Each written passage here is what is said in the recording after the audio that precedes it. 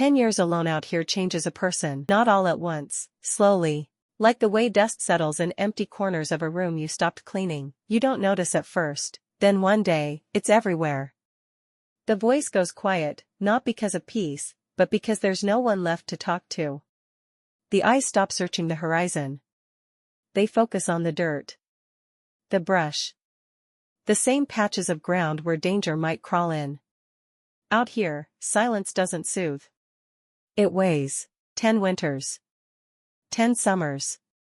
Nothing new, just repetition. The same sky. The same sun. The same memories, circling back like regrets you can't shake. You think you've forgotten things, but they come back in pieces. A scent. A voice.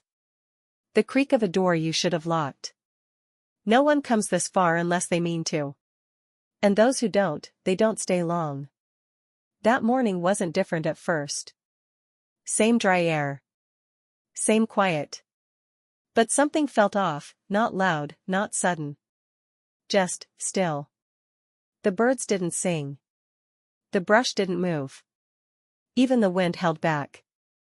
Then she came. No storm behind her. No thunder of hooves.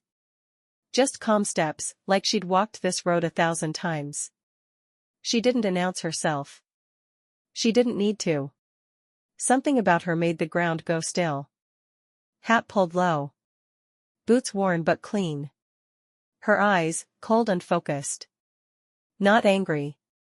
Not wild. Just certain. Like she already knew what was waiting on the other side of that silence. She didn't speak. Not at first. Some say she whispered a name. Others say she said nothing at all. But her hand hovered near her hip, and that was enough. The town was barely a town anymore, more a bruise on the edge of the map, left behind by men who once believed they could tame the desert. Wind had carved through its bones for years, stripping paint off doors, bending signs until they hung like broken promises. A warped welcome sign stood half buried in the dirt, its letters faded and bullet-pocked, like someone had tried to erase the memory of the place, but the land refused. Everything here creaked. The floorboards. The shutters. Even the sunlight, filtered through dust, seemed tired. There were buildings with no owners, windows with no glass. And shadows that didn't always match their source. People didn't live here. They hid. And one man had been hiding longer than most. No one remembered his name. Or if they did, they didn't say it out loud. He had arrived years ago, alone, with nothing but a scarred rifle, a limp, and a face that didn't want company. He kept to himself. No stories. No trouble. Just a pair of tired eyes that watched the road like it owed him something. They said he used to wear a badge. Before the badge got heavy. Before the law betrayed him. Before someone he trusted left him to hang, figuratively or not, no one ever asked. But out here, you don't ask questions you don't want answered. So the town let him be. A ghost in a man's body, breathing, but barely alive. And then she arrived. Not with fire. Not with violence. Just presence. The kind that changes a room before a word is said. A woman on foot in the heat, in boots that had crossed more miles than most wagons. Her coat long, dark with wear and travel. Her eyes, hard to describe. She didn't carry fear. She carried silence. And silence in a place like this? That's louder than any gunshot. Some say she was running. Others say she was chasing something. But those who've lived long enough in the West know, sometimes it's both. Sometimes you run so far from the past, you end up right where it started. She'd been seen before, in the border towns. Heard of in whispers. The widow, they called her. The Raven Queen. Names meant to scare, or to warn. Some said she shot a man for touching her hat. Others said she once dragged a sheriff out of his own jail and left him tied to the tracks, not to kill him, just so he'd know what fear really tasted like. But those were just stories. Until now. She didn't come to this town for water. Or rest. She came because something unfinished was waiting. The streets didn't welcome her. They watched. Doors closed. Curtains shifted. The desert held its breath. Even the horses seemed uneasy, twitching and snorting as she passed by, boots hitting the ground like a slow drumbeat, steady, inevitable. And when she saw him, the man with the tired eyes, the faded scar, the limp that hadn't healed right, neither one said a word. Not at first. Because they both knew. Knew what the wind was whispering, knew what the ground beneath them remembered. This wasn't a chance meeting. This was something that had been circling for a decade. And now it had found them both. They stood across from each other like bookends to the same story, both broken, both dangerous, both too far gone to turn back. And as the sky deepened to the color of dried blood, and the cicadas fell silent, the past stepped between them. And it was carrying a gun. They weren't born ghosts. Once, long ago, he wore the law like a second skin. Clean-shaven. Well-spoken. A man people trusted, admired, even feared in the right measure. His presence stood for something back then: justice, order, peace in a land that had none. But peace has a price. And sometimes the ones who claim to defend it are the first to sell it out.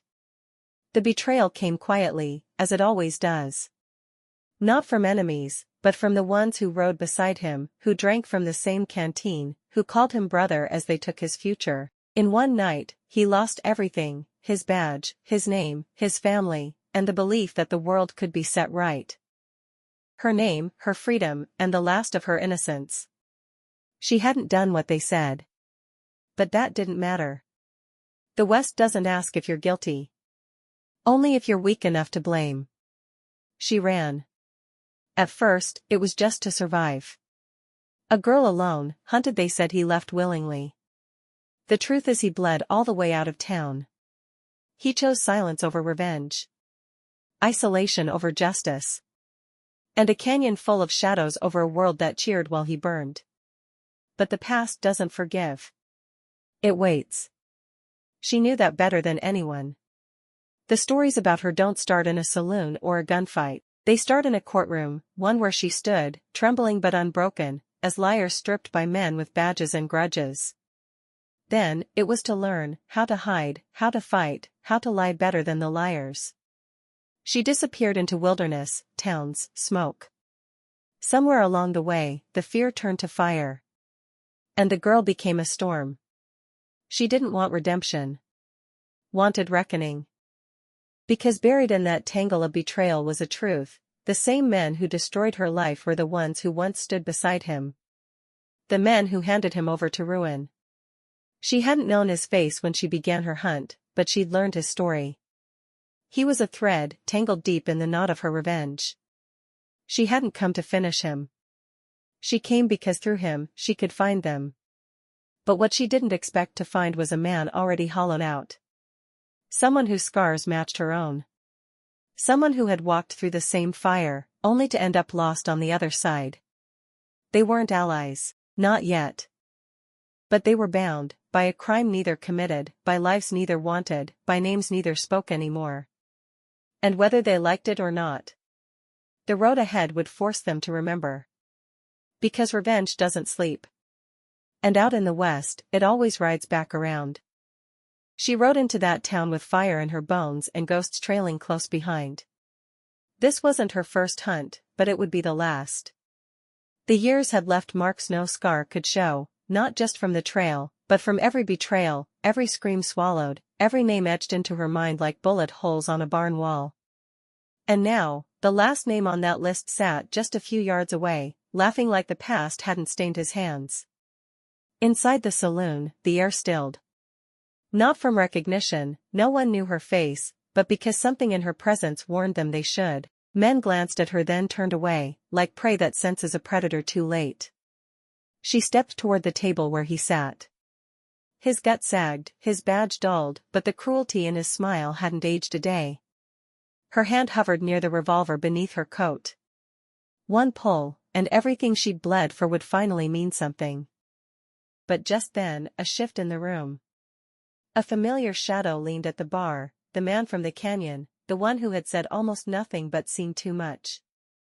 Their connection had been quiet, forged in glances and unspoken pain, something rare and strange in a world of dust and death. Now, he stood still, his gaze steady. Not begging, not warning, just knowing. As if he understood what this moment cost her, and what it might take from her. She turned back to her target. He still smirked. Still thought he owned the room. She raised the gun. The saloon held its breath. Every heartbeat felt like a countdown. But she didn't pull the trigger. She lowered the weapon. Gasps. Shifts. Confusion. Power drained from the man's face. But she wasn't doing this for him. She wasn't walking away because he deserved mercy. She was doing it because vengeance, once fed, never stops eating. And maybe, just maybe, she didn't want to become what had tried to destroy her. She walked out into the daylight, past the watching eyes, past the man who still said nothing. Her hand shook. Not from fear, from restraint. Because mercy, unlike violence, doesn't offer relief. It haunts. The door swung shut behind her, but the story wasn't over. She knew it. He knew it. And the man she spared? He'd learn too. Because some ghosts don't vanish. They ride away. Only to return when the desert goes quiet again. 5. She didn't ride far that day, not in distance, anyway. But something inside her crossed a line, not the kind drawn in sand, but the one buried deep within the chest, where rage and reason wrestle for control. The sun was sinking low as she reached the edge of the canyon, where silence stretched like a noose. She had let him live, but the weight of that choice pressed heavier than any kill she'd made before. She built a fire under the open sky, the wind cold against her face. He appeared behind her again, the quiet man, the one she had once nearly forgotten was still breathing. This time, he spoke. Not much. Just truth. His words weren't kind, but they were clean. He told her about the men he used to ride with. The badge he once wore. The betrayal he never spoke of. And how her enemy was once his too. Their lives, tangled in ways neither had expected. In the flame's glow, she saw his pain wasn't so different from hers. Loss shaped them both, not just the kind that takes loved ones, but the kind that steals pieces of your soul. There, beside that fire, the desert didn't just echo their silence, it held it. And then came the shot. Not hers. It came from the dark, a crack that shattered the night and stole the fire's breath. The man who'd escaped her mercy hadn't wasted time. Mercy doesn't always change men, sometimes it only confirms their wickedness. But he hadn't aimed for her. He'd aimed for the man beside her. The one who had given her something rarer than revenge, understanding. She dropped beside him, hands shaking, pressing against a wound that would not close. He looked at her, not with fear, not even with pain, but peace. As if dying beside her meant more than surviving without her. His eyes closed before dawn, no last words. Just release. She buried him where he fell, under a pile of stones, the kind the desert winds couldn't move. Then she rode into town, the one she swore she'd leave behind. This time, there was no hesitation.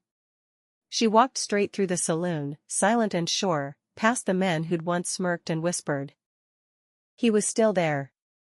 He looked up from his drink, just in time to die. This time, there was no speech. No mercy. Just a single shot, placed with purpose. And with that, the weight lifted. Not gone, but lighter. As she turned to leave, no one stopped her. No one dared. In the end, it wasn't justice that found her. Not peace either. But something close. Maybe that's all the West ever gives. She didn't wait for thanks. She didn't linger by the grave, or the fire, or the town that watched her with wide, haunted eyes. She simply tightened the reins and rode out beneath a sky split between fire and ash. Behind her, the wind swallowed the sound of what had passed, the gunshots, the reckonings, the final words no one dared repeat. The woman who came out of nowhere, with a name nobody knew for sure, had changed everything. Not with mercy, and not with vengeance, but with something quieter, heavier. Justice, maybe, or just the need to finish something no one else had the courage to start. Some say she'd found peace in that town, a moment of connection, a shard of light. Others say she lost something there, too. A part of herself she never meant to show.